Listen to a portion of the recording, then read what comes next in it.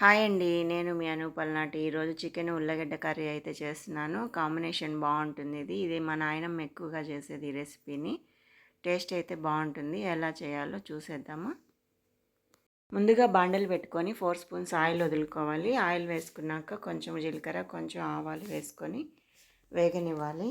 తర్వాత మనం కట్ చేసి పెట్టుకున్న ఉల్లిపాయ ముక్కలు, టమాటా ముక్కలు, కొంచెం కరివేపాకు వేసుకొని బాగా వేగనివ్వాలి. కావాల్సిన మసాలా అయితే 1 స్పూన్ ధనియాలు, కొంచెం లవంగం మొగ్గ, పట్ట, కొంచెం ఎండు కొబ్బరి, చిన్న అల్లం ముక్క, 4 తెల్లుల్లిపాయలు మిక్సీ పట్టుకొని మెత్తగా ఆ పేస్ట్ని అందులో వేసుకొని బాగా వేగనివ్వాలి. అప్పుడు పెద్దవాళ్ళు ఎక్కువగా ఈ మసాలానే ఎక్కువగా వాడేవాళ్ళు. మటన్కి కానీ చికెన్కి కానీ ఏదన్నా ఇదే మసాలాని వాడేవాళ్ళు. ఇప్పుడులాగా అన్ని మసాలాలు ఎక్కువగా యూస్ చేసేవాళ్ళు కాదు. ఇప్పుడు టమాటా ఎర్రగడ్డ బాగా వేగిపోయాయి. ఇప్పుడు కొంచెం పసుపు వేసుకొని అందులోనే 1 స్పూన్ కారము, తగినంత ఉప్పు వేసుకొని బాగా కలుపుకోవాలి.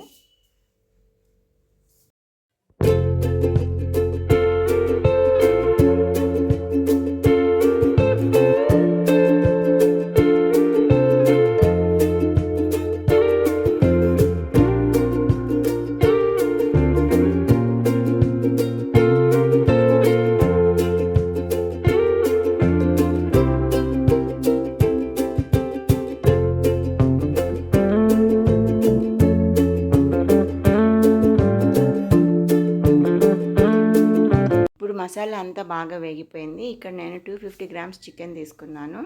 మనం క్లీన్ చేసి పెట్టుకున్న ఆ చికెన్ కూడా అందులో వేసుకొని బాగా ఫ్రై చేసుకోవాలి.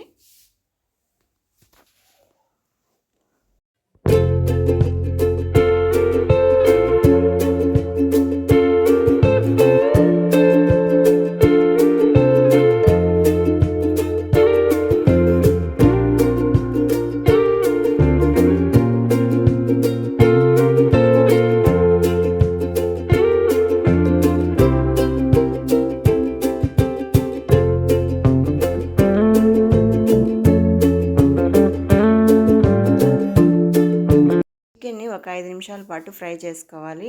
ఫ్రై చేసుకున్నాక ఒక గ్లాస్ వాటర్ యాడ్ చేసుకొని బాగా కలుపుకోవాలి.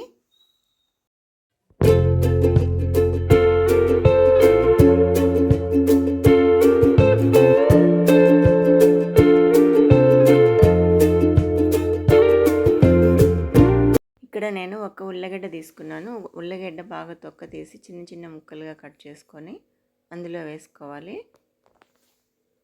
ఇప్పుడు కూర ఒకసారి ఉప్పు చూసుకొని మీడియం మంట మీద మూత పెట్టి ఒక 5 నిమిషాల పాటు ఉడకనివ్వాలి. అంతే అండి, ఎంతో టేస్టీగా ఉండే ఉల్లగడ్డ చికెన్ కర్రీ అయితే రెడీ అయిపోతుంది. ఇది చపాతీలోకి, పూరీలోకి, రైస్లోకి చాలా బాగుంటుంది కర్రీ అయితే. తప్పకుండా ట్రై చేయండి. ఈ వీడియో కనుక మీకు నచ్చినట్లయితే లైక్ చేయండి, షేర్ చేయండి, సబ్స్క్రైబ్ చేయండి. Thank you for watching.